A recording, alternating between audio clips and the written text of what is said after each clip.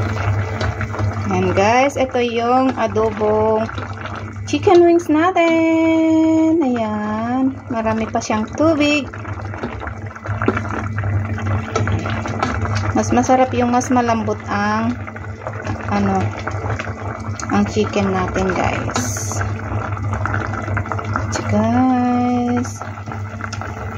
Naamoy ko na yung last ay amoy niya. Sarap yung amoy. Ayan, patuyuin mo muna natin ito guys. Mas masarap kapag matuyo. Yung iba kasi mas gusto nila yung may sabaw-sabaw konti.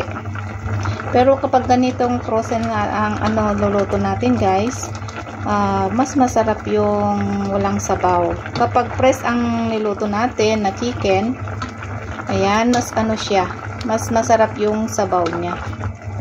Lalo na kapag mga bata ay gusto-gusto nung sabaw ng adobo natin, kailangan na lagyan natin ng sabaw konti. Ayan siya.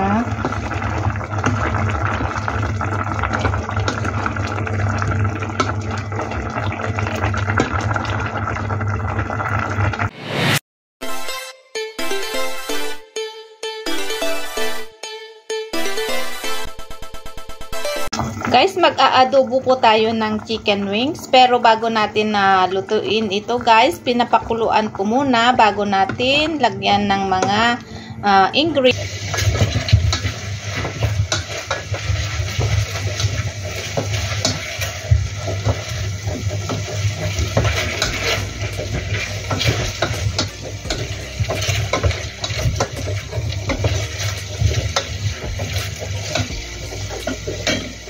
At lagyan na natin ng paminta.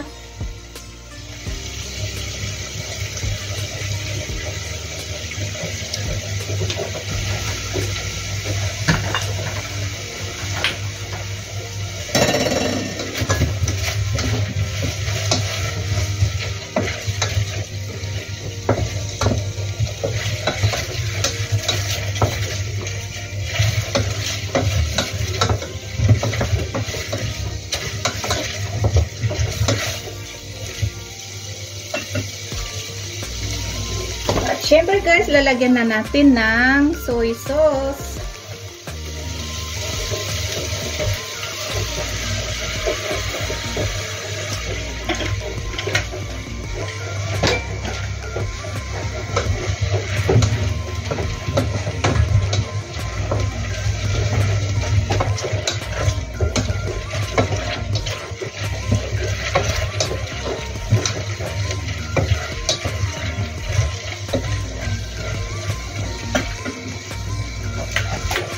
Ilagay na natin ng pampasarap natin.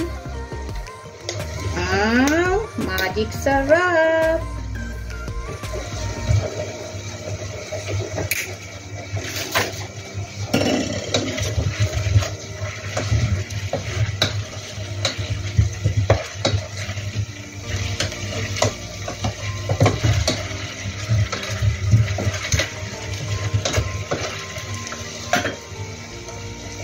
At syempre, lagyan na natin ng tubig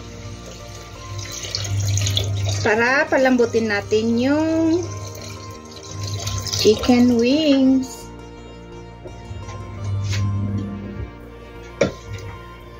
Ayan.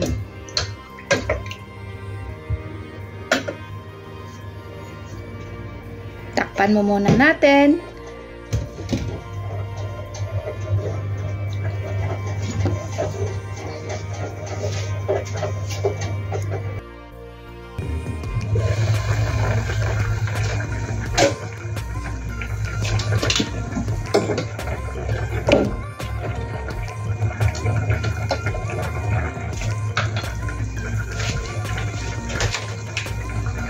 Siyempre guys, lagyan din natin ng red sugar.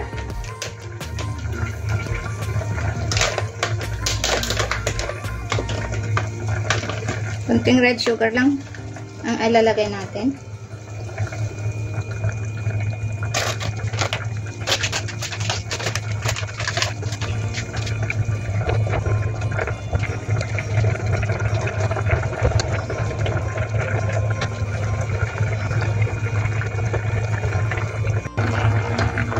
Guys, ito yung adobong chicken wings natin. Ayan. Marami pa siyang tubig.